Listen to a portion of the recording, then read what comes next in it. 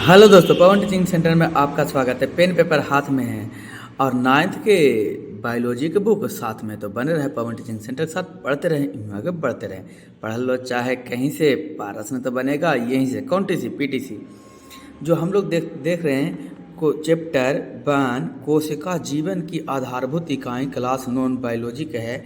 इसके पहले हम लोग अति लघु उत्तरीय प्रश्न कर चुके थे। आज हम लोग करेंगे लघु उत्तरीय प्रश्न और दीर्घ उत्तरीय प्रश्न। तो देरी न करते हुए चलते हैं प्रश्न की ओर, जो देखते हैं। दोस्तों, यदि आपको वीडियो अच्छा लगा तो वीडियो को लाइक कीजिएगा। चैनल पर पहली बार होंगे चैनल तो सब्सक्राइब कीजिएगा और दोस्तों के साथ शेयर करना बिल्कुल नहीं भूलिएगा। वो क्या सर, देखिए क्वेश्चन क्या कह रहा है सर। देखिए क्वेश्चन क्या कह रहा है, निम्नलिखित में किन्हीं दो के प्रमुख कार्य बताएं। कह रहा निम्नलिखित में किन्हीं दो के प्रमुख कार्य बताएं। जैसे क्वेश्चन है कि लाइबोसोम, माइक्रोकोन्ड्रिया, हरित लवण, गुणसूत्र, गौल्जीकरण, रिक्तियाँ, कोशिका भित्ति, कोशिका झिल्ली, लाइसोसोम, इस सभ्य के कहा दो को बताने के लिए, लेकिन हम कुल्हे के बता देते हैं, दो दो पॉइंट बता देते हैं। आपको जैसा लगेगा उस तरीका से आप उतार सकते हैं, लिख सकते हैं, कोई दिक्कत बिल्कुल नहीं होना चाहिए मेरे हिसाब से। तो आपको दिक्कत तो देखिए, जैसा कि मैंने पहले से बताया, तो मैंने करके रखा हुआ, टाइपिंग करके रखा हुआ कि आपको कोई दिक्कत, परेशानी, समस्या, तकलीफ ना होवे। दोस्तों, यदि आपको वीडियो अच्छा लगा तो वीडियो को लाइक कर दीजिएगा। चैनल पर पहली बार होंगे तो चैनल को सब्सक्राइब और दोस्तों के साथ शेयर करना तो बिल्कुल नहीं भूलिएगा। तो चलते हैं। देखो रहा है, निम्नलिखित में किन्हीं दो प्रमुख कार्य बताएं। किन्हीं दो प्रमुख, किसी को दो का प्रमुख कार्य बताएं, लेकिन हम सबको बताएंगे आपको। तो चलते हैं, हम बताते हैं। क्वेश्चन पहला करा राइबोसोम। इसमें प्रोटीन का संश्लेषण होता है। राइबोसोम में क्या होता है? प्रोटीन का संश्लेषण होता है। दूसरा क्या करा, माइक्रोकोन्ड्रिया। ये क्या है? ए में देखिए, इसका 2 पॉइंट लेते हैं। ए, इसके उपस्थिति कोशिका श्वसन के एंजाइम के चलते भोजन का संपूर्ण ऑक्सीकरण होता है। इसके फलस्वरूप जीव के लिए ढेर सारी अति आवश्यक ऊर्जा मुक्त होती है। इसलिए माइक्रोकोन्ड्रिया को कोशिका का ऊर्जागिरी कहा जाता है। बी में, यानी कि इसका दूसरा विशेषता है बी, यह ऊर्जा एटीपी के रूप में जमा रहता है। इसमें ऊर्जा किसके रूप में रहता है जमा? एटीपी के रूप में जमा रहता है। सी, तीसरा पॉइंट देख लेते हैं। क्रिस्टल के अंदर की झिल्ली का सतह क्षेत्र बढ़ता है। इसके क्रिस्टल के अंदर के झिल्ली के सतह क्या होता है? बढ़ता है। ये प्रसंख्या इसी का दूसरा था, क्या था? माइक्रोकोन्ड्रिया। तीसरा हम कह रहा हरित लवण। कौन लवण? हरित लवण। हरित लवण के पहला पॉइंट देखते हैं। ल्यूकोप्लास्ट मुख्यतः जड़ की कोशिकाओं में पाए जाते हैं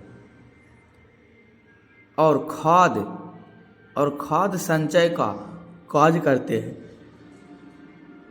इसमें स्टार्च, प्रोटीन तथा तेल जैसे पदार्थ संचित रहते हैं। पहला हो गया क्या चीज? पहला विशेषताएं, पहला कार्य। दूसरा कार्य देखते हैं।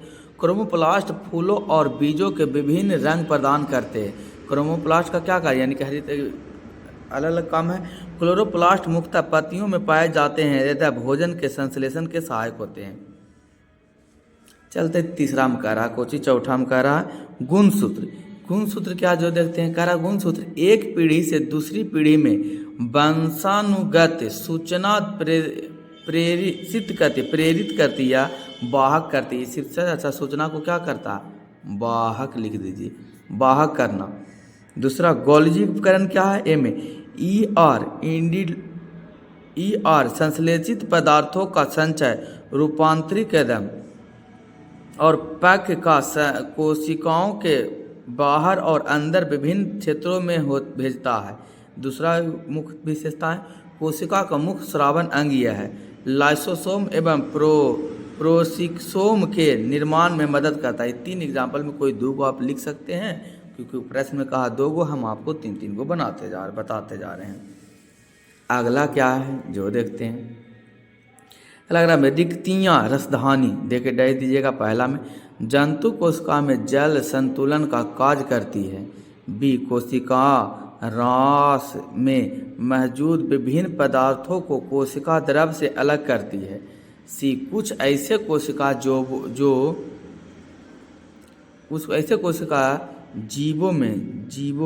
जीवों में विशिष्ट रसधानी कुछ अवशिष्ट पदार्थों को पदार्थों को शरीर से बाहर निकालने में सहायता करती है। डी यानी राजधानी का और क्या कार्य है? पादप कोशिकाओं में ये स्फीति तथा कठोरता प्रदान करती है। सातवां में कोशिका भित्ति क्या है? कोशिका भित्ति के दो तीन विशेषता हम देख लेते हैं। यह कोशिका के निश्चित रूप प्रदान करता है। कौन? कोशिका भित्ति। यह कोशिका सुरक्षा और सहारा भी प्रदान करता है कोशिका को। तीसरा इसका कार्य, यह कोशिका झिल्ली की रक्षा करती है। चौथा कार्य, यह कोशिका को सूखने से बचाता है। कौन देने योग्य बात? ध्यान देने योग्य बात। पढ़ लो चाहे कहीं से, प्रश्न तो बनेगा यहीं से, कौन टी सी पीटीसी। दोस्तों यदि आपको वीडियो अच्छा लगा तो वीडियो को लाइक कीजिएगा, चैनल पर पहली बार तो चैनल को सब्सक्राइब और दोस्तों के साथ शेयर करना बिल्कुल नहीं भूलिएगा। अगला कह रहा है कोशिका झिल्ली क्या? यह एक सीमित झिल्ली का कार्य करती है। यह इसका एक निश्चित आकार बनाने में रखने में सहायक करता है। यह कोशिकाओं को यांत्रिक सहायता प्रदान करता है। यह विभिन्न प्रकार के अणु से बाहर निकलने में एवं अंदर आने में नियंत्रण करता है। जंतु कोशिकाओं में यह सीनलिया, फैलेजिया, माइक्रोविलाई आदि का निर्माण करता है। कौन? कोशिका भित्ति। एक टाइपिंग में छूट गया था लाइसोसोम, जो कि केवा नंबर पर? 10वां नंबर पर। तो लाइसोसोम क्या? लाइसोसोम का क्या 9वां नंबर पर लाइसोसोम। इसे आत्महत्या की थैली कहा जाता है। इसे लिख दीजिएगा आप, इसे आत्महत्या की थैली कहा जाता है। दूसरा, हाइड्रोलिटिक एंजाइम का भंडारण होता है। यह हाइड्रोलिटिक एंजाइम का क्या होता है? भंडारण करता है। ये आप लिख सकते हैं। तो दोस्तों पढ़ लो चाहे कहीं से, प्रश्न तो बनेगा यहीं से, कौन टी सी पीटीसी। दोस्तों यदि आपको वीडियो अच्छा लगा तो वीडियो को लाइक कीजिएगा, चैनल पर पहली बार तो चैनल को सब्सक्राइब, दोस्तों के साथ शेयर करना बिल्कुल नहीं भूलिएगा। आगे हम लोग चलते हैं दूसरा प्रश्न को। दूसरा प्रश्न क्या कर रहा है जो देखते हैं। तो दूसरा प्रश्न कह रहा है, कौची कह रहा है सर? तो हम देखिए क्या कह रहा है, जो आपको दिखाई दे ही रहा होगा, थोड़ा सा कैमरा से बाहर हो रहा है लिखा हुआ।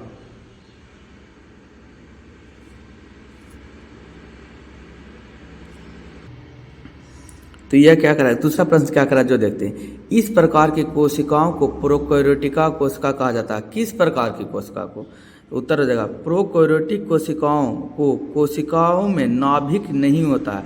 नाभिक मतलब न्यूक्लियस यानी केंद्रक नहीं होते, या नाभिक नहीं होते, वह नाभिक के न्यूक्लियोइड कहलाता है। नाभिकीय क्षेत्र को न्यूक्लियोइड कहलाता है।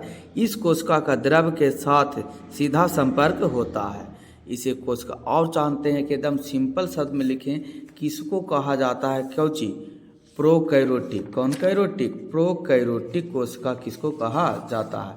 तो आप डायरेक्ट भी लिख सकते हैं ऐसे। प्रोकैरियोटिक किसको कहेंगे? जिस कोशिकाओं में, देखिए आप यहाँ पर भी देख सकते हैं, अब देखा केंद्रक होता है। प्रोकैरियोटिक किसको? जिसमें झिल्ली युक्त अंग नहीं होते हैं, जैसे बैक्टीरिया, प्रोकैरियोटिक कहलाता है। यूकैरियोटिक जिसे झिल्ली युक्त अंग पाए जाते हैं, यानी कि जिसमें केंद्रक पाया जाएगा यूकैरियोटिक, और जिसमें केंद्रक नहीं पाया जाएगा वो केंद्रक पाया जाएगा, प्रोकैरियोटिक कहलाते हैं। आप डायरेक्ट ऐसे भी लिख सकते हैं और ये भी लिख सकते हैं, कोई दिक्कत नहीं है, दोनों एक ही चीज़ है। चलते हैं प्रश्न संख्या कितने की ओर? 3 की ओर। 3 में प्रश्न संख्या 3 में क्या करा जो देखते हैं। क्वेश्चन नंबर 3 का रहा, पादप कोशिकाओं और जंतु कोशिकाओं में मुख्य अंतर लिखें। पादप कोशिकाएं और जंतु कोशिकाएं में अंतर लिखने के लिए करा।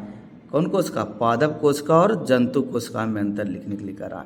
तो आपको हम 2-3 तरह से बनाए। यहाँ पर इस तरीका से आप लिख सकते हैं। एक तरफ लिखिएगा, यहाँ पर लिखिएगा जी पादप कोशिका और जंतु कोशिका में निम्नलिखित अंतर है।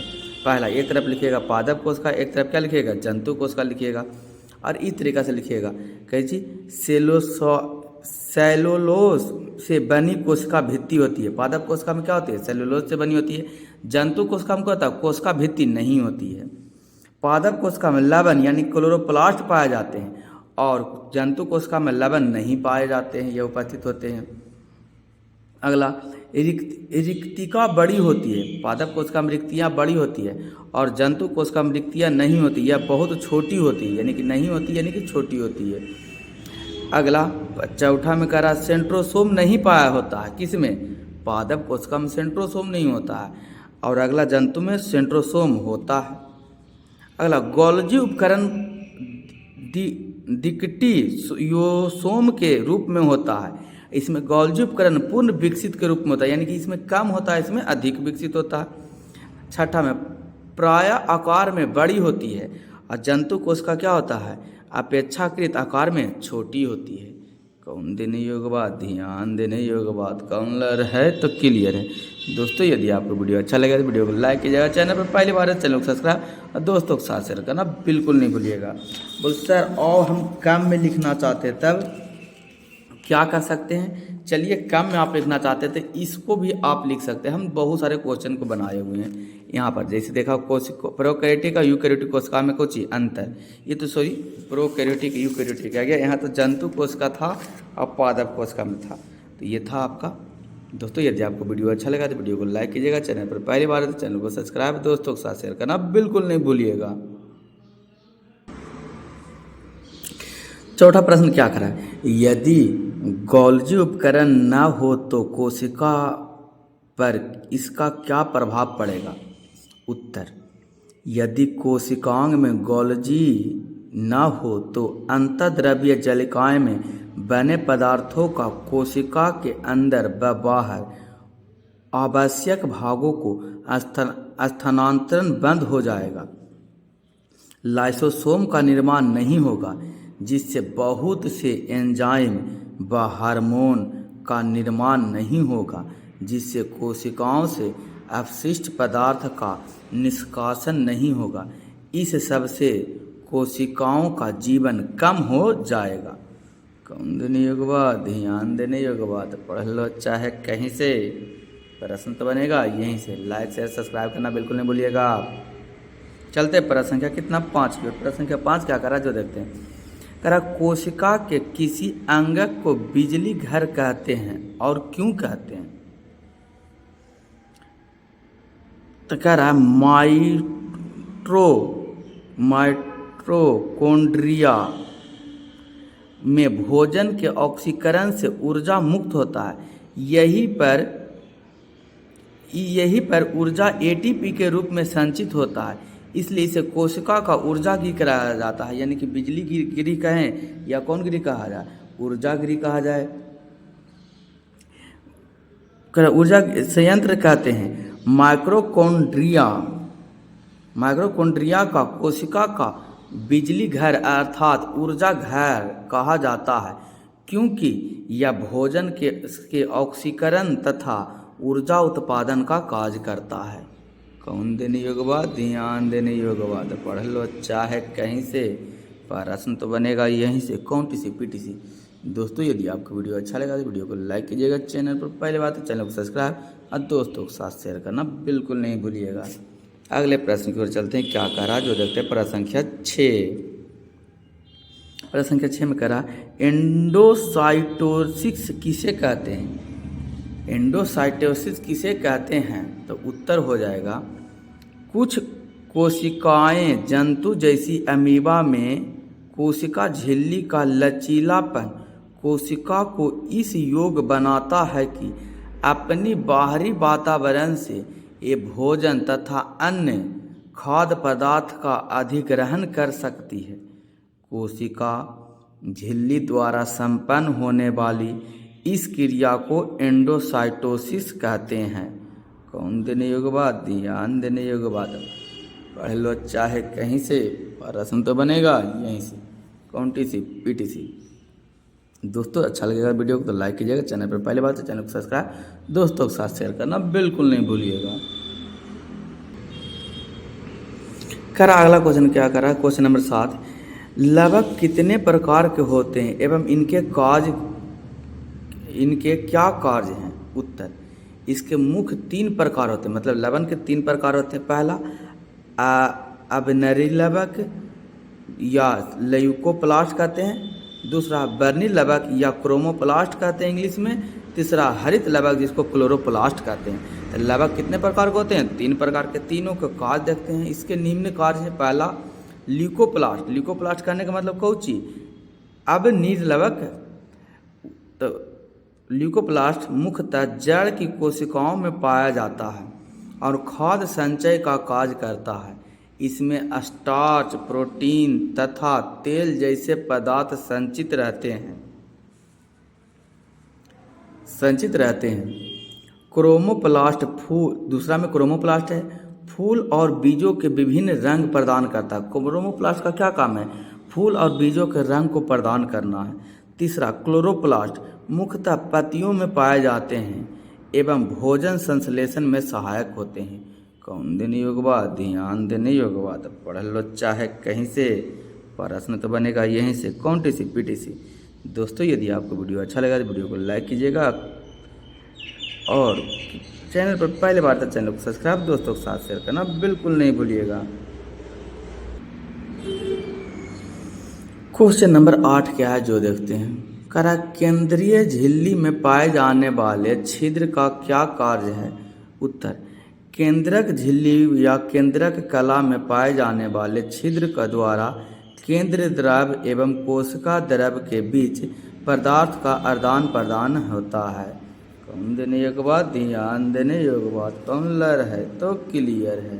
पढ़ लो चाहे कहीं से, प्रश्न तो बनेगा यहीं से, कौन टी सी पीटीसी। अगला क्वेश्चन क्या करा जो देखते हैं। क्वेश्चन नंबर करा 10, विसरण तथा परासरण में क्या अंतर है? उत्तर, विसरण दीजिएगा एक तरफ, देखें अब एक तरफ लिखिएगा विसरण लिखिएगा, लाती लघुत्री है तो 2 एग्जाम्पल दीजिए, बहुत है। एक तरफ लिख दीजिएगा विसरण, एक तरफ लिखिएगा कोची परासरण, और लिख दीजिएगा विसरण और परासरण में क्या अंतर है। तो लिखिएगा विसरण परासरण में निम्नलिखित अंतर है। यह क्रिया प्राय पदार्थ के तीनों अवस्थाएं गैस, द्रव और ठोस में होता है। परासरण यह क्रिया केवल द्रव पदार्थों में होता है। इसमें दूसरा विसरण में इसमें अर्धपरागन झिल्ली होना आवश्यक होता है। इसमें क्या हो जाएगा परागन में? इसमें 2 विभिन्न घोलों में मध्य अर्थात परागकण झिल्ली होते हैं। अगर आप चाहते हैं कि और बड़ा से लिखने के लिए और बढ़िया से लिखने के लिए तो आप ऐसे भी लिख सकते हैं, विसरण और परासरण में अंतर। क्या उत्तर लिखिएगा? एक तरफ विसरण एक तरफ परासरण लिखिएगा। क्या? विसरण में उच्च सांद्रता के निम्न सांद्रता की ओर स्वतः गमन करती है। परासरण वर्णन झिल्ली द्वारा जल विलायक के अणुओं का उच्च सांद्रण को निम्न सांद्रण की तरह गमन करती है। यह दोनों पदार्थ की सांद्रता को समान कर देता है। परासरण यह दोनों पदार्थ के सांद्रता को समान कर देता है। ये भी इसमें विसरण में ठोस, द्रव, गैस तीनों अवस्था में होता है। ठोस, द्रव, गैस तीनों अवस्था में होता है। यह केवल द्रवित माध्यम में होता है परासरण।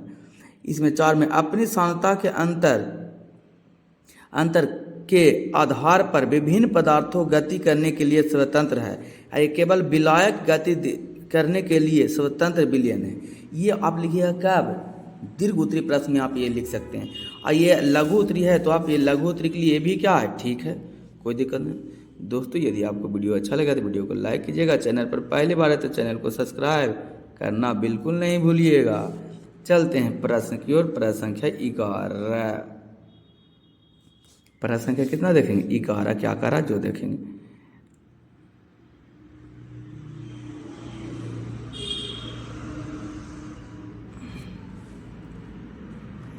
11 में करा, जीवों में पदार्थों के परिवहन की क्या आवश्यकता है? उत्तर, जीवों में उपयोग पदार्थों का उनके मूल स्रोतों से शरीर के प्रत्येक कोशिका तथा पहुँचने तथा अनुपयोगी या हानिकारक पदार्थों को कोशिकाओं से निकालकर गंतव्य स्थान पहुँचाने की क्रिया को पदार्थ का परिवहन कहते हैं। पदार्थ के परिवहन में कोशिकाओं में मौजूद कोशिका झिल्ली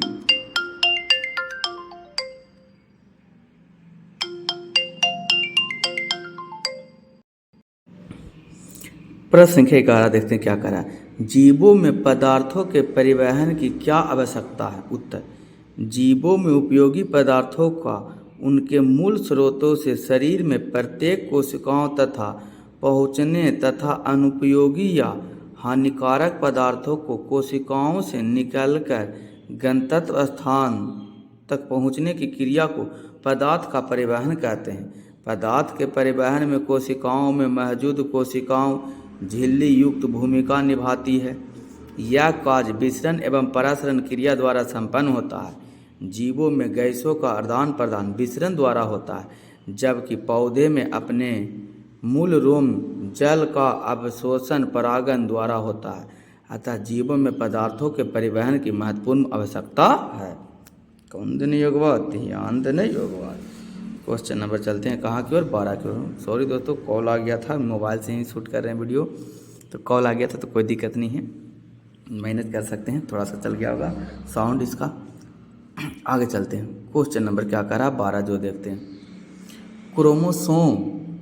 क्रोमोसोम तथा क्रोमैटिक्स में क्या अंतर है? उत्तर, एक तरफ कोशिका यानी गुणसूत्र, दूसरा तरफ क्रोमैटिक अर्धगुणसूत्र।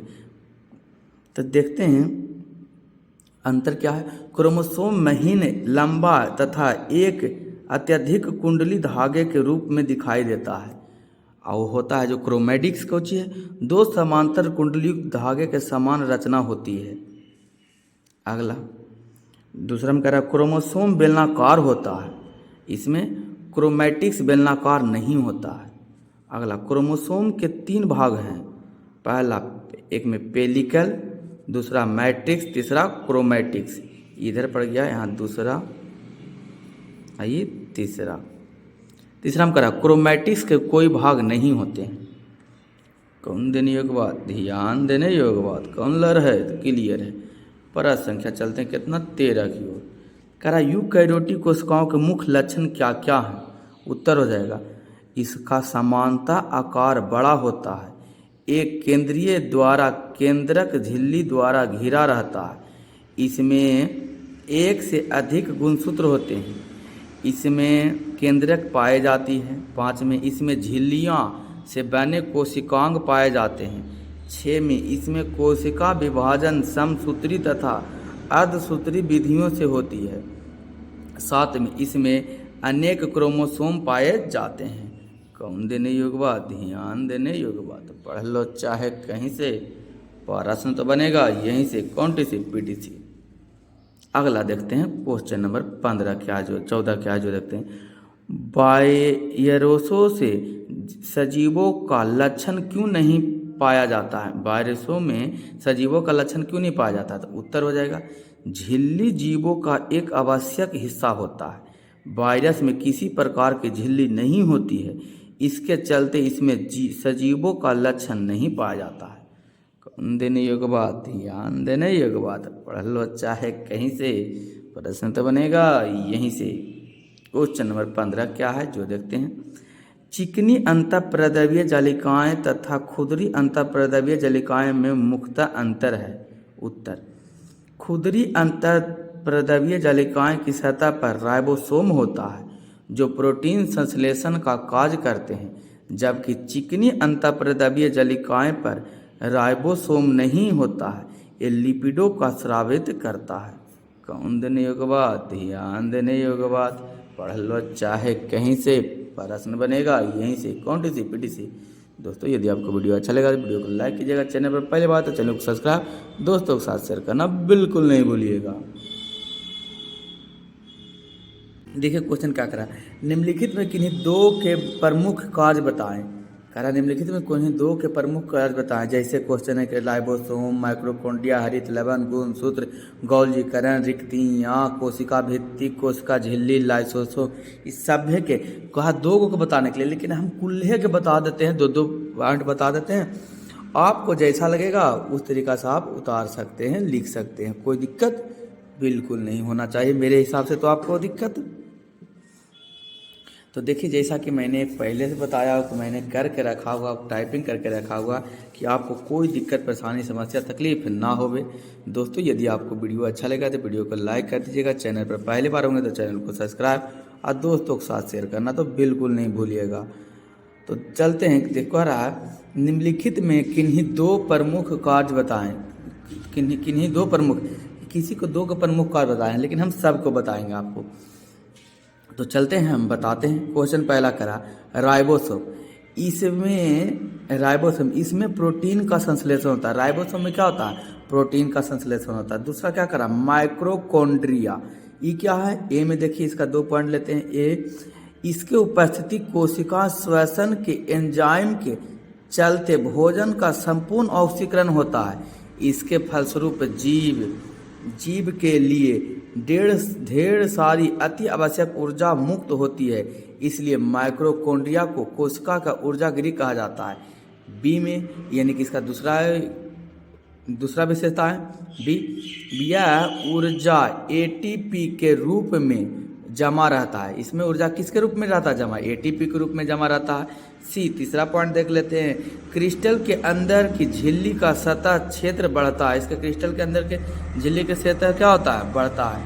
ये प्रसंख्या इसी का दूसरा था, क्या था? माइटोकॉन्ड्रिया। तीसरा हम कह रहा हरित लवण। कौन लवण? हरित लवण। हरित लवण के पहला पॉइंट देखते हैं। ल्यूकोप्लास्ट मुख्यतः जड़ की कोशिकाओं में पाए जाते हैं और खाद्य संचय का कार्य करते हैं। इसमें स्टार्च, प्रोटीन तथा तेल जैसे पदार्थ संचित रहते हैं। पहला हो गया क्या चीज? पहला विशेषताएं, पहला कार्य। दूसरा कार्य देखते हैं। क्रोमोप्लास्ट फूलों और बीजों के विभिन्न रंग प्रदान करते हैं। क्रोमोप्लास्ट का क्या कार्य? यानी कि हरित अलग अलग काम है। क्लोरोप्लास्ट मुख्यतः पत्तियों में पाए जाते हैं तथा भोजन के संश्लेषण के सहायक होते हैं। चलते तीसरा हम कह रहा कोची, चौथा हम कह रहा गुणसूत्र। गुणसूत्र क्या जो देखते हैं? कह रहा गुणसूत्र एक पीढ़ी से दूसरी पीढ़ी में वंशानुगत सूचना प्रेरित करती या वाहक करती है। सिर्फ अच्छा सूचना को क्या करता? वाहक लिख दीजिए, वाहक करना। दूसरा गोल्जी उपकरण क्या है? ए में ER संश्लेषित पदार्थों का संचय, रूपांतरीकरण और पैक का कोशिकाओं के बाहर और अंदर विभिन्न क्षेत्रों में भेजता है। दूसरा मुख्य विशेषता है कोशिका का मुख्य स्रावन अंग यह है। लाइसोसोम एवं प्रोसिक्सोम के निर्माण में मदद करता है। 3 एग्जाम्पल में कोई 2 को आप लिख सकते हैं, क्योंकि प्रश्न में कहा 2 को, हम आपको 3 को बताते जा रहे हैं। अगला क्या है जो देखते हैं? लग रहा है रिक्तियाँ रसधानी देके डाल दीजिएगा। पहला में जंतु कोशिका में जल संतुलन का कार्य करती है। बी, कोशिका रास में मौजूद विभिन्न पदार्थों को कोशिका द्रव से अलग करती है। सी, कुछ ऐसे कोशिका जीवों में विशिष्ट रसधानी कुछ अवशिष्ट पदार्थों को शरीर से बाहर निकालने में सहायता करती है। डी यानी रसधानी का और क्या कार्य है? पादप कोशिकाओं में ये स्फीति तथा कठोरता प्रदान करती है। 7वां में कोशिका भित्ति क्या है? कोशिका भित्ति के 2-3 विशेषता हम देख लेते हैं। यह कोशिका के निश्चित रूप प्रदान करता है। कौन? कोशिका भित्ति। यह कोशिका सुरक्षा और सहारा भी प्रदान करता है कोशिका को। तीसरा इसका कार्य, यह कोशिका झिल्ली की रक्षा करती है। चौथा कार्य, यह कोशिका को सूखने से बचाता है। कौन देने योग्य बात? ध्यान देने योग्य बात। पढ़ लो चाहे कहीं से, प्रश्न तो बनेगा यहीं से। कौन टीसी पीटीसी।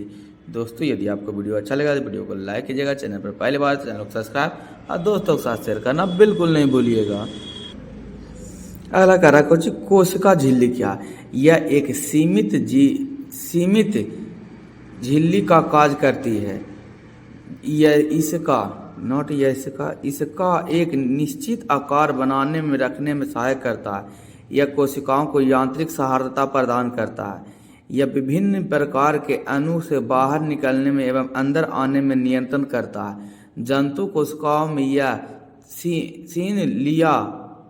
सीनलिया, फैलेजिया, माइक्रोविलाई आदि का निर्माण करता है। कौन? कोशिका भित्ति। एक टाइपिंग में छूट गया था लाइसोसोम, जो कि कैमा नंबर? 10वां नंबर पर। तो लाइसोसोम क्या? लाइसोसोम का क्या 9वां नंबर? लाइसोसोम। इसे आत्महत्या की थैली कहा जाता है। इसे लिख दीजिएगा आप, इसे आत्महत्या की थैली कहा जाता है। दूसरा, हाइड्रोलिटिक एंजाइम का भंडारण होता है। यह हाइड्रोलिटिक एंजाइम का क्या होता है? भंडारण करता है। ये आप लिख सकते हैं। तो दोस्तों पढ़ लो चाहे कहीं से, पारस में तो बनेगा यहीं से, कौनटी सी पीटी सी। दोस्तों यदि आपको वीडियो अच्छा लगा तो वीडियो को लाइक कीजिएगा, चैनल पर पहली बात तो चैनल को सब्सक्राइब दोस्तों के साथ शेयर करना बिल्कुल नहीं भूलिएगा। आगे हम लोग चलते हैं दूसरा प्रश्न की ओर। दूसरा प्रश्न क्या कर रहा है जो देखते हैं। तो दूसरा प्रश्न कह रहा है, कौची कह रहा है सर, तो हम कि देखिए क्या कह रहा है, जो आपको दिखाई दे ही रहा होगा, थोड़ा सा कैमरा से बाहर हो रहा है लिखा हुआ।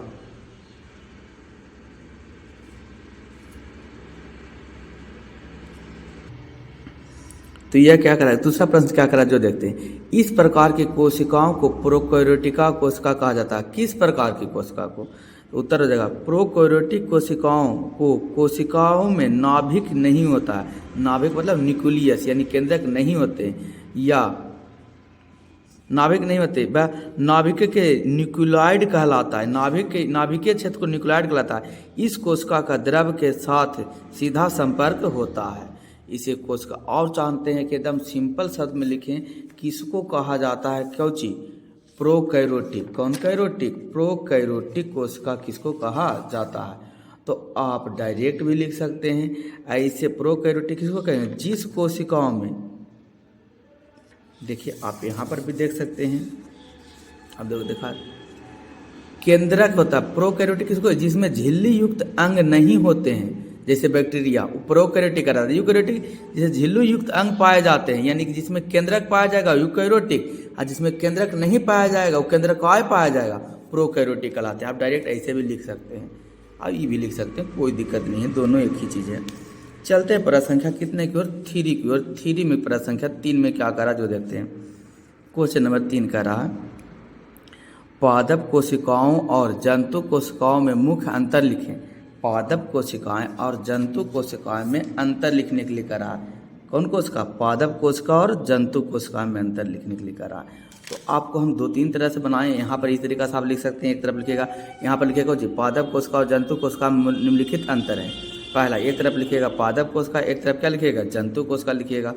और इस तरीका से लिखिएगा, कहे जी सेलुलोज से बनी कोशिका भित्ति होती है। पादप कोशिका में क्या होती है, सेलुलोज से बनी होती है। जंतु कोशिका में क्या होता है, कोशिका भित्ति नहीं होती है। पादप कोशिका में लवण यानी क्लोरोप्लास्ट पाए जाते हैं, और जंतु कोशिका में लवण नहीं पाए जाते हैं, ये उपस्थित होते हैं। अगला, रिक्तिका बड़ी होती है। पादप कोशिका में रिक्तियाँ बड़ी होती है, और जंतु कोशिका में रिक्तियाँ नहीं होती, यह बहुत छोटी होती है, यानी कि नहीं होती यानी कि छोटी होती है। अगला, चौथा में कह रहा है सेंट्रोसोम नहीं पाया होता है। किसमें, पादप कोशिका में सेंट्रोसोम नहीं होता है, और अगला जंतु में सेंट्रोसोम होता है।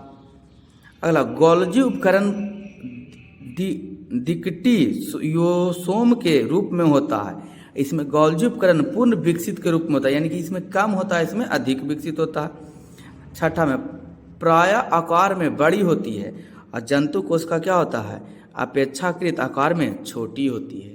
कौन देने योग्य बात, ध्यान देने योग्य बात, कौन लर है तो क्लियर है। दोस्तों यदि आपको वीडियो अच्छा लगे तो वीडियो को लाइक कीजिएगा, चैनल पर पहली बार है चैनल को सब्सक्राइब और दोस्तों के साथ शेयर करना बिल्कुल नहीं भूलिएगा। बोल सर और हम कम में लिखना चाहते हैं तब क्या कर सकते हैं। चलिए कम में आप लिखना चाहते थे, इसको भी आप लिख सकते हैं। हम बहुत सारे क्वेश्चन को बनाए हुए हैं यहाँ पर, जैसे देखा प्रोकैरियोटिक और यूकैरियोटिक कोशिका में कुछ अंतर, ये तो सॉरी प्रोकैरियोटिक यूकैरियोटिक आ गया, यहाँ तो जंतु कोशिका था और पादप कोशिका में था। तो ये था आपका। दोस्तों यदि आपको वीडियो अच्छा लगा तो वीडियो को लाइक कीजिएगा, चैनल पर पहली बार है तो चैनल को सब्सक्राइब, दोस्तों के साथ शेयर करना बिल्कुल नहीं भूलिएगा। चौथा प्रश्न क्या करा है, यदि गोल्जी उपकरण न हो तो कोशिका पर इसका क्या प्रभाव पड़ेगा। उत्तर, यदि कोशिकाओं में गोल्जी न हो तो अंतःद्रव्य जलिकाएं में बने पदार्थों का कोशिका के अंदर व बाहर आवश्यक भागों को स्थानांतरण बंद हो जाएगा। लाइसोसोम का निर्माण नहीं होगा, जिससे बहुत से एंजाइम व हार्मोन का निर्माण नहीं होगा, जिससे कोशिकाओं से अपशिष्ट पदार्थ का निष्कासन नहीं होगा। इस सब से कोशिकाओं का जीवन कम हो जाएगा। कौन देने योग्य बात, ध्यान देने योग्य बात, पढ़ लो चाहे कहीं से, प्रश्न तो बनेगा यहीं से। लाइक शेयर सब्सक्राइब करना बिल्कुल नहीं भूलिएगा। चलते प्रश्न संख्या कितना 5 की। प्रश्न संख्या 5 क्या करा जो देखते हैं। करा कोशिका के किसी अंगक को बिजली घर कहते हैं और क्यों कहते हैं। तो कह रहा माइटोकॉन्ड्रिया में भोजन के ऑक्सीकरण से ऊर्जा मुक्त होता है। यही पर ऊर्जा एटीपी के रूप में संचित होता है, इसलिए इसे कोशिका का ऊर्जा गृह कहा जाता है। यानी कि बिजली गृह कहें या कौन गृह कहा जाए, ऊर्जा गृह कहा जाए, ऊर्जा संयंत्र कहते हैं। माइटोकॉन्ड्रिया का कोशिका का बिजली घर अर्थात ऊर्जा घर कहा जाता है, क्योंकि यह भोजन के ऑक्सीकरण तथा ऊर्जा उत्पादन का कार्य करता है। कौन देने योग्य बात, ध्यान देने योग्य बात। पढ़ लो चाहे कहीं से, प्रश्न तो बनेगा यहीं से। कौन टीसी पीटीसी। दोस्तों यदि आपको वीडियो अच्छा लगा तो वीडियो को लाइक कीजिएगा। चैनल पर पहले बात है चैनल को सब्सक्राइब और दोस्तों के साथ शेयर करना बिल्कुल नहीं भूलिएगा। अगले प्रश्न की ओर चलते हैं। क्या कह रहा जो देखते हैं प्रश्न संख्या 6। प्रश्न संख्या 6 में कह रहा एंडोसाइटोसिस किसे कहते हैं। एंडोसाइटोसिस किसे कहते हैं तो उत्तर हो जाएगा कुछ कोशिकाएं जंतु जैसी अमीबा में कोशिका झिल्ली का लचीलापन कोशिका को इस योग बनाता है कि अपनी बाहरी वातावरण से ये भोजन तथा अन्य खाद्य पदार्थ का अधिग्रहण कर सकती है। कोशिका झिल्ली द्वारा संपन्न होने वाली इस क्रिया को एंडोसाइटोसिस कहते हैं। कौन देने योग्य बात, ध्यान देने योग्य बात। पढ़ लो चाहे कहीं से, प्रश्न तो बनेगा यहीं से। कौन टीसी पीटीसी। दोस्तों अच्छा लगेगा वीडियो को तो लाइक कीजिएगा। चैनल पर पहले बात है चैनल को सब्सक्राइब दोस्तों के साथ शेयर करना बिल्कुल नहीं भूलिएगा। करा अगला क्वेश्चन क्या करा, क्वेश्चन नंबर 7। लवक कितने प्रकार के होते हैं एवं इनके क्या कार्य हैं। उत्तर इसके मुख्य 3 प्रकार होते हैं, मतलब लवण के 3 प्रकार होते हैं। पहला अबनरी लवक या ल्यूकोप्लास्ट कहते हैं, दूसरा बर्नी लवक या क्रोमोप्लास्ट कहते हैं इंग्लिश में, तीसरा हरित लवक जिसको क्लोरोप्लास्ट कहते हैं। तो लवक कितने प्रकार के होते हैं, 3 प्रकार के। तीनों के कार्य देखते हैं। इसके निम्न कार्य है। पहला ल्यूकोप्लास्ट। ल्यूकोप्लास्ट करने का मतलब कौची, अब निर्लवक। तो ल्यूकोप्लास्ट मुख्यतः जड़ की कोशिकाओं में पाया जाता है और खाद्य संचय का कार्य करता है। इसमें स्टार्च, प्रोटीन तथा तेल जैसे पदार्थ संचित रहते हैं। क्रोमोप्लास्ट दूसरा में क्रोमोप्लास्ट है, फूल और बीजों के विभिन्न रंग प्रदान करता है। क्रोमोप्लास्ट का क्या काम है, फूल और बीजों के रंग को प्रदान करना है। तीसरा क्लोरोप्लास्ट मुख्यतः पत्तियों में पाए जाते हैं एवं भोजन संश्लेषण में सहायक होते हैं। कौन देने योग्य बात, ध्यान देने योग्य बात। पढ़ लो चाहे कहीं से, प्रश्न तो बनेगा यहीं से। कौन टीसी पीटीसी। दोस्तों यदि आपको वीडियो अच्छा लगा तो वीडियो को लाइक कीजिएगा और चैनल पर पहले बार तो चैनल को सब्सक्राइब दोस्तों के साथ शेयर करना बिल्कुल नहीं भूलिएगा। क्वेश्चन नंबर 8 क्या है जो देखते हैं। करा केंद्रीय झिल्ली में पाए जाने वाले छिद्र का क्या कार्य है। उत्तर केंद्रक झिल्ली या केंद्रक कला में पाए जाने वाले छिद्र का द्वारा केंद्र द्रव एवं कोशिका द्रव के बीच पदार्थ का आदान प्रदान होता है। कौन देने योग्य बात, ध्यान देने योग्य बात। कौन लर है तो क्लियर है। पढ़ लो चाहे कहीं से, प्रश्न तो बनेगा यहीं से। कौन टीसी पीटीसी। अगला क्वेश्चन क्या करा जो देखते हैं। क्वेश्चन नंबर करा 10। विसरण तथा परासरण में क्या अंतर है। उत्तर विसरण दीजिएगा एक तरफ, देखे आप एक तरफ लिखिएगा विसरण लिखिएगा, लाती लगोतरी है तो 2 एग्जाम्पल दीजिए बहुत है। एक तरफ लिख दीजिएगा विसरण, एक तरफ लिखिएगा कुछ परासरण, और लिख दीजिएगा विसरण और परासरण में क्या अंतर है। तो लिखिएगा विसरण परासरण में निम्नलिखित अंतर है। यह क्रिया प्राय पदार्थ के तीनों अवस्थाएं गैस, द्रव और ठोस में होता है। परासरण यह क्रिया केवल द्रव पदार्थों में होता है। इसमें दूसरा विसरण में इसमें अर्धपरागन झिल्ली होना आवश्यक होता है। इसमें क्या हो जाएगा परागन में, इसमें दो विभिन्न घोलों में मध्य अर्थात परागकण झिल्ली होते हैं। अगर आप चाहते हैं कि और बड़ा से लिखने के लिए और बढ़िया से लिखने के लिए तो आप ऐसे भी लिख सकते हैं, विसरण और परासरण में अंतर। क्या उत्तर लिखेगा, एक तरफ विसरण एक तरफ परासरण लिखिएगा। क्या विसरण में उच्च सांद्रता के निम्न सांद्रता की ओर स्वतः गमन करती है। परासरण वर्णन झिल्ली द्वारा जल विलायक के अणुओं का उच्च सांद्रण को निम्न सांद्रण की तरह गमन करती है। यह दोनों पदार्थ की सांद्रता को समान कर देता है। परासरण यह दोनों पदार्थ के सांद्रता को समान कर देता है। ये भी इसमें विसरण में ठोस द्रव गैस तीनों अवस्था में होता है। ठोस द्रव गैस तीनों अवस्था में होता है। यह केवल द्रवित माध्यम में होता है परासरण। इसमें 4 में अपनी सांद्रता के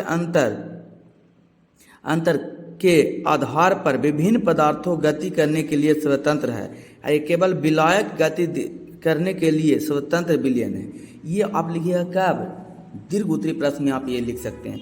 और ये लघु उत्तरी है तो आप ये लघु उत्तरी के लिए भी क्या है, ठीक है, कोई दिक्कत नहीं। दोस्तों यदि आपको वीडियो अच्छा लगा तो वीडियो को लाइक कीजिएगा। चैनल पर पहली बार है तो चैनल को सब्सक्राइब करना बिल्कुल नहीं भूलिएगा। चलते हैं प्रश्न की ओर। प्रश्न संख्या 11। प्रश्न संख्या कितना देखेंगे, 11 क्या करा जो देखेंगे।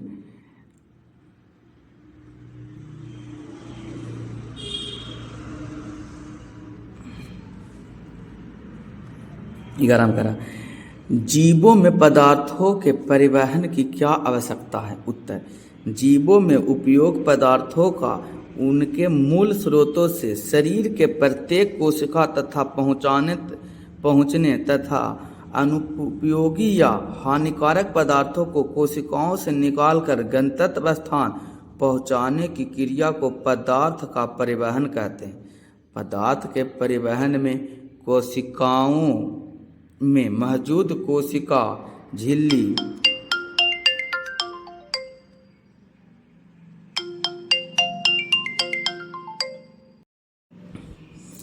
प्रश्न संख्या 11 देखते हैं क्या करा। जीवों में पदार्थों के परिवहन की क्या आवश्यकता है। उत्तर, जीवों में उपयोगी पदार्थों का उनके मूल स्रोतों से शरीर में प्रत्येक कोशिकाओं तथा पहुँचने तथा अनुपयोगी या हानिकारक पदार्थों को कोशिकाओं से निकालकर गंतव्य स्थान तक पहुँचने की क्रिया को पदार्थ का परिवहन कहते हैं। पदार्थ के परिवहन में कोशिकाओं में मौजूद कोशिकाओं झिल्ली युक्त भूमिका निभाती है। यह कार्य विसरण एवं परासरण क्रिया द्वारा संपन्न होता है। जीवों में गैसों का आदान प्रदान विसरण द्वारा होता है, जबकि पौधे में अपने मूल रोम जल का अवशोषण परागन द्वारा होता है। अतः जीवों में पदार्थों के परिवहन की महत्वपूर्ण आवश्यकता है। कौन देने योग्य, ध्यान देने योग्य। क्वेश्चन नंबर चलते हैं कहाँ की ओर, 12 की ओर। सॉरी दोस्तों, कॉल आ गया था, मोबाइल से ही शूट कर रहे हैं वीडियो, तो कॉल आ गया था तो कोई दिक्कत नहीं है, मेहनत कर सकते हैं। थोड़ा सा चल गया होगा साउंड इसका। आगे चलते हैं। क्वेश्चन नंबर क्या करा, 12 जो देखते हैं। क्रोमोसोम तथा क्रोमैटिक्स में क्या अंतर है। उत्तर, एक तरफ कोशिका यानी गुणसूत्र, दूसरा तरफ क्रोमैटिक अर्धगुणसूत्र। तो देखते हैं अंतर क्या है। क्रोमोसोम महीन, लंबा तथा एक अत्यधिक कुंडली धागे के रूप में दिखाई देता है। और होता है जो क्रोमैटिक्स को है, 2 समांतर कुंडलीयुक्त धागे के समान रचना होती है। अगला दूसरा में कह रहा है क्रोमोसोम बेलनाकार होता है, इसमें क्रोमैटिक्स बेलनाकार नहीं होता है। अगला क्रोमोसोम के 3 भाग हैं, पहला एक में पेलिकल, दूसरा मैट्रिक्स, तीसरा क्रोमैटिक्स। इधर पड़ गया, यहाँ दूसरा, आइए तीसरा में करा क्रोमैटिक्स के कोई भाग नहीं होते हैं। कौन देने योग्य बात, ध्यान देने योग्य बात। कौन लर है तो क्लियर है। प्रश्न संख्या चलते हैं कितना, 13 की ओर। करा यूकैरियोटिक कोशिकाओं के मुख्य लक्षण क्या क्या है। उत्तर हो जाएगा, इसका समानता आकार बड़ा होता है, एक केंद्रक झिल्ली द्वारा घिरा रहता है, इसमें एक से अधिक गुणसूत्र होते हैं। इसमें केंद्रक पाए जाती है। 5 में इसमें झिल्लियाँ से बने कोशिकांग पाए जाते हैं। 6 में इसमें कोशिका विभाजन समसूत्री तथा अर्धसूत्री विधियों से होती है। 7 में इसमें अनेक क्रोमोसोम पाए जाते हैं। कौन देने योग्य बात? ध्यान देने योग्य बात। पढ़ लो चाहे कहीं से, प्रश्न तो बनेगा यहीं से, कौन-सी पीटीसी। अगला देखते हैं क्वेश्चन नंबर 15 क्या जो 14 क्या जो देखते हैं, वायरसों से सजीवों का लक्षण क्यों नहीं पाया जाता है? वायरसों में सजीवों का लक्षण क्यों नहीं पाया जाता? तो उत्तर हो जाएगा झिल्ली जीवों का एक आवश्यक हिस्सा होता है। वायरस में किसी प्रकार की झिल्ली नहीं होती है, इसके चलते इसमें सजीवों का लक्षण नहीं पाया जाता है। कौन देने योग्य बात? ध्यान देने योग्य बात। पढ़ लो चाहे कहीं से, प्रश्न तो बनेगा यहीं से। क्वेश्चन नंबर 15 क्या है जो देखते हैं, चिकनी अंतःप्रद्रव्य जालिकाएं तथा खुदरी अंतःप्रद्रव्य जालिकाएं में मुख्यतः अंतर है। उत्तर, खुदरी अंतःप्रद्रव्य जालिकाएं की सतह पर राइबोसोम होता है जो प्रोटीन संश्लेषण का कार्य करते हैं, जबकि चिकनी अंतःप्रद्रव्य जालिकाएं पर राइबोसोम नहीं होता है। ये लिपिडों का स्रावित करता है। कौन देने योग्य बात? ध्यान देने योग्य बात। पढ़ लो चाहे कहीं से, प्रश्न बनेगा यहीं से, कौन-सी पीटीसी। दोस्तों यदि आपको वीडियो अच्छा लगा तो वीडियो को लाइक कीजिएगा। चैनल पर पहले बात है चैनल को सब्सक्राइब दोस्तों के साथ शेयर करना बिल्कुल नहीं भूलिएगा। दीर्घ उत्तरी प्रश्न में क्या क्या है जो देखते हैं, एक यूकैरियोटिक पादप कोशिका को इलेक्ट्रॉन सूक्ष्मदर्शी एवं नामांकित आरेख चित्र बनाएं। वर्णन की आवश्यकता कीजिए। इलेक्ट्रॉन सूक्ष्मदर्शी में दिखाई देने वाले एक जंतु का नामांकन चित्र बनाएं, वर्णन करें। इस तरीक़ा से क्या किया हुआ दिया हुआ, तो देर ना करें, बने रहे पवन टीचिंग सेंटर साथ पढ़ते रहें, आगे बढ़ते रहें। जैसा कि मैंने आपको बोला था कि मैंने टाइपिंग करके बढ़िया से हर एक क्वेश्चन को मैंने करके रख दिया है, तो मैं आपको दिखाऊंगा और वही बताऊंगा हर एक क्वेश्चन। इज्जत करते पढ़ लो चाहे कहीं से, प्रश्न तो बनेगा यहीं से, कौन-सी पीढ़ी से। बस एक ही है गुजारिश कि आप चैनल 90% मेरे चैनल पर जितने वीडियो देखते हैं वो क्या करते हैं, 90% ऐसे जो अनसब्सक्राइब किए हुए देख रहे हैं, तो कृपया करके सब्सक्राइब कर दीजिए। पहला प्रश्न क्या करा है, एक यूकैरियोटिक पादप कोशिका का इलेक्ट्रॉन सूक्ष्मदर्शी एवं नामांकन आरेख या चित्र क्या करने के लिए करा? खींचने के लिए करा। पहला क्वेश्चन में तो इस तरीक़ा से, तो बोल सर ये तो धुंधला दिखाई दे रहा है, तो दिखाई नहीं दे रहा, तो क्या करें? हम कह लीजिए नहीं दिखाई दे रहा, अब तो दिखाई दे रहा होगा।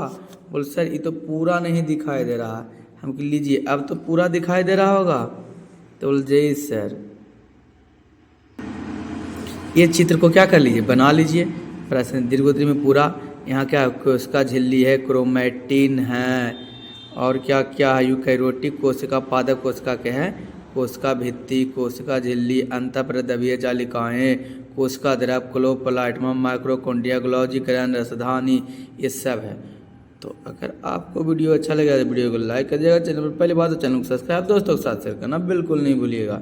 इस चित्र को क्या कीजिए, आप चित्रण कर दीजिए या बना लीजिएगा। अगला क्वेश्चन क्या कर रहा है जो देखते हैं, क्वेश्चन नंबर 2 क्या कर रहा है, लघु दीर्घ उत्तरी प्रश्न में करा, इलेक्ट्रॉन सूक्ष्मदर्शी में दिखाई देने वाले एक जंतु कोशिका का नामांकन चित्र बताइए। तो देखिए चित्र इस तरीक़ा से बहुत सारी तो नहीं दिखाई दे रहा है। हम देखिए आप यहाँ पर आपको दिखाई दे रहा होगा। इस चित्र को क्या कर लीजिएगा, बना लीजिएगा। एक जंतु कोशिका इलेक्ट्रॉन सूक्ष्मदर्शी का चित्र है। इलेक्ट्रॉन सूक्ष्मदर्शी से ये क्या है, चित्र है। यहाँ पर बना लीजिएगा। यहाँ क्या चित्र का बनाइएगा, कोशिका झिल्ली है, क्या है, कोशिका द्रव है, इस तरीक़ा से क्या है, माइक्रोट्यूब्स है, ये आकार है, माइक्रोकॉन्ड्रिया है, इसका चिकनी अंतःप्रद्रव्य जालिकाएं हैं, ये केंद्रक है, ये क्या है, क्रोमैटिक्स जालिकाएं हैं, दानेदार अंतःप्रद्रव्य जालिकाएं हैं, गोल्गी उपकरण है, सेंट्रोसोम है, लाइसोसोम है, केंद्रिका है, केंद्र झिल्ली है, राइबोसोम है इत्यादि है। इस सब को क्या कीजिएगा, बना लीजिएगा। पढ़ लो चाहे कहीं से, प्रश्न तो बनेगा यहीं से।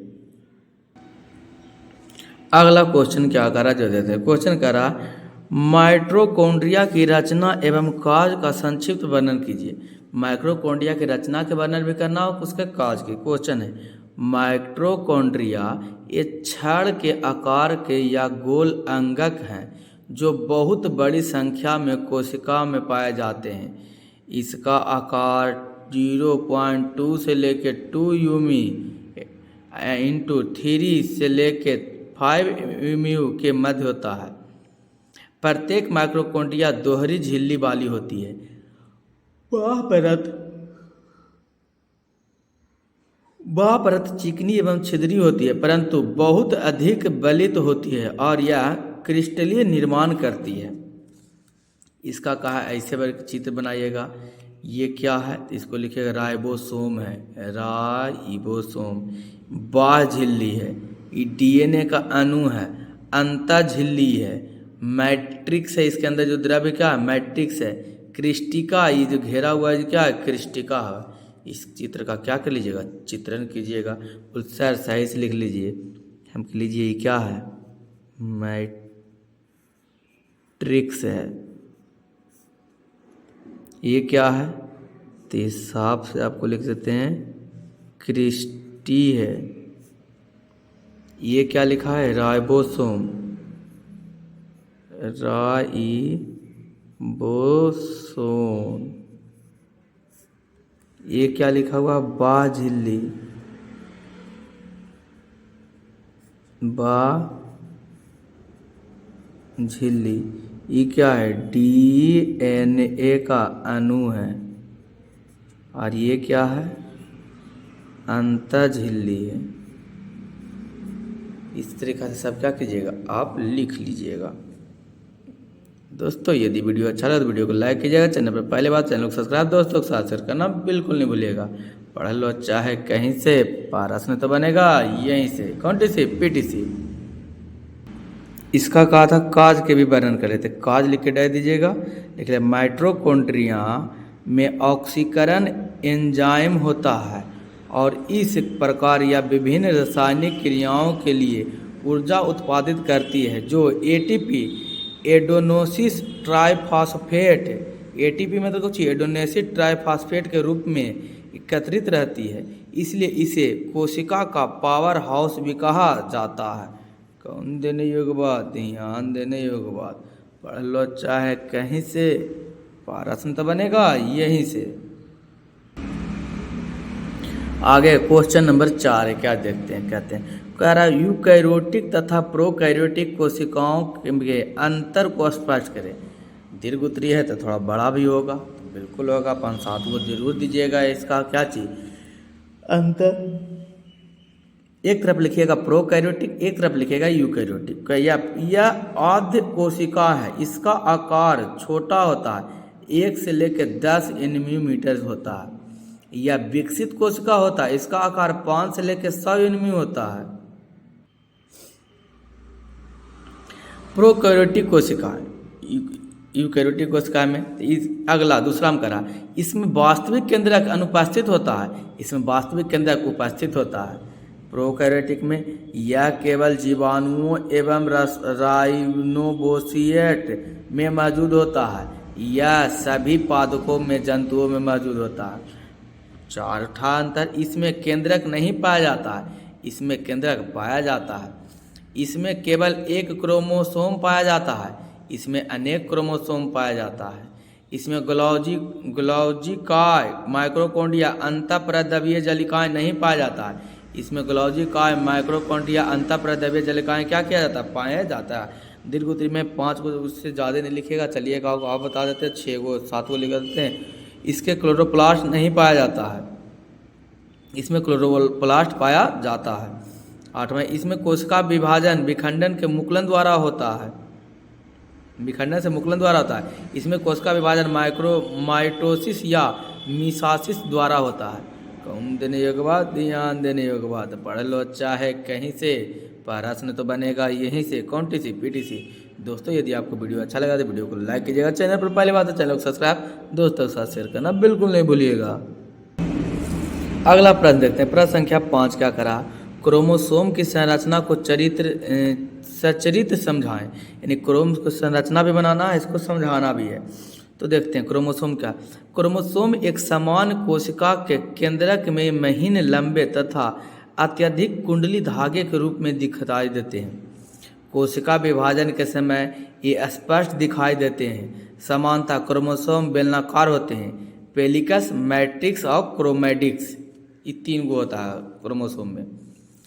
क्रोमोसोम का सबसे बाहरी आवरण पेलिकल कहलाता है।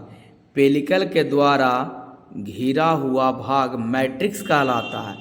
मैट्रिक्स में क्रोमोसोम की पूरी लंबाई में 2 समांतर कुंडलियां धागे के समान रचनाएं होती हैं, जो अर्धगुणसूत्र या क्रोमैटिक्स कहते हैं।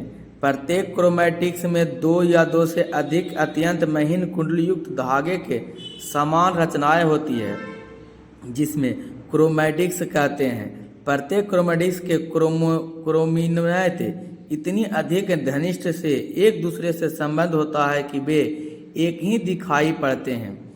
क्रोमैटिक्स डीएनए तथा हिस्टोन प्रोटॉन का बना होता है। इसे डीएनए अणु के खंड जीन है, जो क्रोमैटिक की पूरी लंबाई में दाने सदृश दिखते हैं। क्रोमैटिक्स के दोनों क्रोमैटिक्स एक स्थान से सेंट्रोमियर के द्वारा एक दूसरे से संचित होता है। इस प्रकार से आप क्रोमैटिक्स का क्या बना सकते हैं, चित्र बना सकते हैं। तो सर हमके हाँ चित्र तो हमको साफ से दिखाई ना दे रहा है, हम कि चलिए आपको साफ से दिखाई नहीं दे रहा तो लिखिए क्रोमैटिक्स का, आप बढ़िया से चित्र को देखिए। यह है क्रोमैटिक्स का चित्र है, क्रोमोसोम का चित्र है। क्रोमोसोम का ये तो चित्र दिखाई दे रहा होगा। टेमुलोमर, पेलिकस, matrix, secondary इकोस्टिकस, chromatins, primary क्रोमेटिस, centromere. ये क्या कीजिएगा, उतार लीजिए वीडियो को पॉज करके, इस चित्र को क्या कर लीजिए, उतार लीजिए आप। करावे सभी जीवों, चित्र बनाने के बाद लिखिएगा, सभी जीवों को कोशिकाओं के केंद्रक में पाए जाने वाले क्रोमोसोम की संख्या निश्चित होती है। जैसे मानव शरीर की कोशिकाओं में 46 क्रोमोसोम, ड्रोसोफिया की कोशिकाओं में 8 क्रोमोसोम, मकई के पौधों की कोशिकाओं में 20 क्रोमोसोम, टमाटर के पौधों की कोशिकाओं में 24 क्रोमोसोम, आलू के पौधों की कोशिकाओं में 48 क्रोमोसोम पाए जाते हैं। कौन देने योग्य बात, ध्यान देने योग्य बात। पढ़ लो चाहे कहीं से, प्रश्न तो बनेगा यहीं से, कौन टी सी पीटी सी। क्वेश्चन नंबर चलते हैं 6 की ओर। 6 क्या करा, जो देख रहे हैं 6 करा, केंद्रक का क्या कार्य है, चित्र सहित इसका संरचना उल्लेख कीजिए। यानी चित्र के बनाना है, नाम भी लिखना। तो पहले देखते हैं है क्या है केंद्रक। केंद्रक कोशिका द्रव के बीच एक बड़ी गोली गाढ़ी संरचना पाई जाती है। सभी जीवित कोशिकाओं में केंद्रक मौजूद रहता है। इसके चारों ओर दोहरे परत की एक झिल्ली रहती है, जिसे केंद्रकाय या केंद्रक झिल्ली कहते हैं। इससे अनेक केंद्र छिद्र हो रहते हैं। इन छिद्रों द्वारा केंद्रक द्रव एवं कोशिका द्रव के बीच पदार्थों का आदान प्रदान होता है। एक केंद्रक हर जीवित कोशिकाओं में पाया जाता है, लेकिन कुछ कोशिकाओं में एक से अधिक केंद्रक पाए जाते हैं। बोल सर हम कहें हाँ, तो केंद्रक का चित्र किधर है, जो बताइए ना, हम की लीजिए ना। तो बोल सर ये चित्रवा तो आपको नहीं है दिखाई दे रहा, हम की लीजिए ना, ये चित्रवा तो दिखाई दे रहा है ना। बोला हाँ सर ये तो दिखाई दे रहा। तो यही चित्र को क्या कीजिएगा, बनाइएगा। वही चित्र यहाँ पर, वहाँ पर कलर में थोड़ा सा कलर में रहता तो क्लियर आता, ब्लैक एंड वाइट में तो क्लियर नहीं आया। इस तरीक़ा से केंद्रक का क्या, केंद्रक का संरचना बनाएगा। केंद्रक में केंद्रक झिल्ली पाया जाते हैं, केंद्रक द्रव पाया जाता है, केंद्र छिद्र पाया जाता है, कि केंद्रिका है, क्रोमैटिक्स जालिकाएँ इसमें है, और ये सब क्या कहलाएगा, ये अंतःप्रदवीय जालिकाएँ हैं। इस तरीक़ा से केंद्रक दिखाई देता है। तो क्या कीजिएगा, इस चित्र को उतार लीजिएगा। उसके बाद आगे क्या है जो हम देखते हैं, वही चित्र यहाँ भी है। तो आगे देखते हैं। इसके बाद चित्र को बनाने के बाद वीडियो को पॉज करके चित्र बनाएगा, उसके बाद इतना लिखना पड़ेगा आपको। क्या लिखना पड़ेगा? केंद्रक के अंदर गाढ़ा अर्ध द्रव्य भरा रहता है जिसे केंद्रकाय या न्यूक्लियोप्लाज्म कहते हैं। केंद्रक द्रव्य में महीन धागे की जाल जैसी संरचना पाई जाती है जिसे क्रोमैटिक्स जालिका कहते हैं। ये ऑक्सीजन न्यूक्लियस अम्ल पर एवं प्रोटीन से बना होता है। डीएनए आनुवांशिक लक्षण के एक पीढ़ी से दूसरे पीढ़ी तक ले जाता है। कोशिका विभाजन के समय क्रोमैटिक्स जालिकाओं के धागे अलग होकर कई छोटे और मोटे छड़ जैसी रचनाओं में बदल जाती है जिन्हें गुणसूत्र या क्रोमोसोम कहते हैं। अब कहा था केंद्रक के कार्य भी पूछा था, तो आप देखिएगा केंद्रक के कार्य क्या क्या है। तो केंद्रक के कार्य देख दीजिएगा। पहला कार्य, केंद्रक कोशिकाओं की रक्षा करता है बिल्कुल और कोशिका विभाजन में भाग लेता है। केंद्रक की अनुपस्थिति में कोशिका विभाजन संभव नहीं है। अगर कोशिका में केंद्रक नहीं होगा तो कोशिका विभाजन ही नहीं होगा। दूसरा, केंद्रक कोशिकाओं के भीतर संपन्न होने वाली सभी उपापचयी या जैविक तथा रासायनिक क्रियाओं का नियंत्रण करता है। तीसरा, कुछ जीवों में कोशिकीय द्रव्य में महत्वपूर्ण भूमिका निभाता है। चौथा, केंद्रक कोशिकाओं के विकास एवं परिपक्व को निर्धारण करता है। पांचवा, केंद्रक प्रोटीन संश्लेषण की आवश्यकता को कोशिकाओं में उत्पन्न करता है। ये था पूरा आपका दीर्घ उत्तरीय, तो बड़ा तो लिखाएगा ही। ये था आपका प्रश्न संख्या 6 का उत्तर था। पढ़ लो चाहे कहीं से, प्रश्न तो बनेगा यहीं से, कौन टीसी पीटीसी। आगे हम लोग चलते हैं प्रश्न संख्या कितनी की ओर? 7 की ओर। क्या करा प्रश्न संख्या 7? करा सर, कोशिका झिल्ली पदार्थ के परिवहन में किस प्रकार अपनी भूमिका अदा करती है? तो उत्तर हो जाएगा, क्या होगा उत्तर? कोशिका झिल्ली के द्वारा ही परासरण की क्रिया संपन्न होती है। पदार्थों के परिवहन के लिए जीवन तंत्रों में परिवहन तंत्र होता है जिसके अंतर्गत जल एवं खाद्य पदार्थ का शरीर के एक भाग से दूसरे भाग तक संवहन होता है। पौधों में खाद्य पदार्थ का स्थानांतरण सदा अधिक सांद्र वाले भागों में कम सांद्र वाले भागों की ओर कोशिका झिल्ली के द्वारा ही होता है। जंतुओं में भी गैसों का पोषक तत्व हार्मोन उत्सर्जित पदार्थ का उपापचय क्रिया के फलस्वरूप उत्पन्न पदार्थों का शरीर एक भाग से दूसरे भाग में परिवहन होता रहता है जिसे कोशिका झिल्ली के मुख्य भूमिका रहती है। कौन देने योग्य बात, ध्यान देने योग्य बात। कौन लर है तो क्लियर है। दोस्तों, यदि आपको वीडियो अच्छा लगेगा तो वीडियो को लाइक कर दीजिएगा। चैनल पर पहली बार है तो चैनल को सब्सक्राइब कर दीजिएगा और दोस्तों के साथ शेयर करना बिल्कुल नहीं भूलिएगा। ये है क्वेश्चन नंबर 8 जो इस चैप्टर पहला का दीर्घ उत्तरीय प्रश्न का अंतिम क्वेश्चन है। तो फिर वही कहेंगे, पढ़ लो चाहे कहीं से, प्रश्न तो बनेगा यहीं से, कौन टीसी पीटीसी।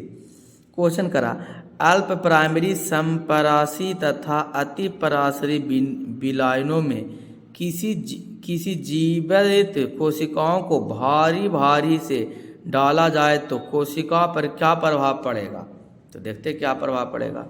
उत्तर, जब कोशिकाओं को अल्प पराशरी विभिन्न ऐसे विलयन जिसकी सांद्रता कोशिका के विलयन की अपेक्षा कम हो में रखा जाता है तो बाहरी विलयन में पानी कोशिकाओं के अंदर प्रवेश करती है। इस क्रिया को अंतःप्रसरण कहते हैं। जल के अणु कोशिका झिल्ली के दोनों ओर आते जाते हैं लेकिन कोशिका के अंदर जाने वाली जल की मात्रा कोशिका के बाहर आने वाली जल की मात्रा से अधिक होगी। इसका परिणाम यह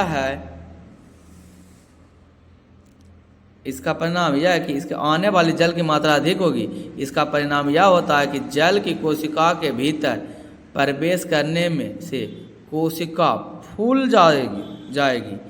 जब कोशिकाओं को समपरसरी विलयन ऐसे बिला जिनकी सांद्रता कोशिकाओं की सांद्रता के बराबर हो में रखा जाता है तो कोशिकाओं के आकार एवं वजन में कोई परिवर्तन नहीं होता है। जल के अणु कोशिका झिल्ली के आर पार हो तो जाते हैं, लेकिन जल की जितनी मात्रा भीतर आती है उतना ही बाहर आ जाती है। इसी प्रकार शुद्ध रूप से जल की गति नहीं हुई। कौन देने योग्य बात, ध्यान देने योग्य बात, पढ़ लो चाहे कहीं से, प्रश्न तो बनेगा यहीं से। दोस्तों आपको अति लघु त्रिप्रश्न, लघु त्रिप्रश्न, दीर्घ त्रिप्रश्न सभी प्रश्न का सॉल्यूशन कर दिया गया। तो बने रहें पवन टीचिंग सेंटर के साथ, पढ़ते रहें, यूँ आगे बढ़ते रहें। अंत में मैं आपको यही कहूँगा, छोटे को प्यार दे, बड़े को सम्मान दे, करें अपना व्यक्तित्व इस तरीक़ा से कायम रखें कि आपके साथ रह रही स्त्री भी सुरक्षित महसूस कर सके। अंत तक आपका वीडियो देखने के लिए धन्यवाद। बने रहे पवन टीचिंग सेंटर के साथ, पढ़ते रहें, यूँ आगे बढ़ते रहें। पढ़ लो चाहे कहीं से, प्रश्न तो बनेगा यहीं से, कौन टी से, पीटी से।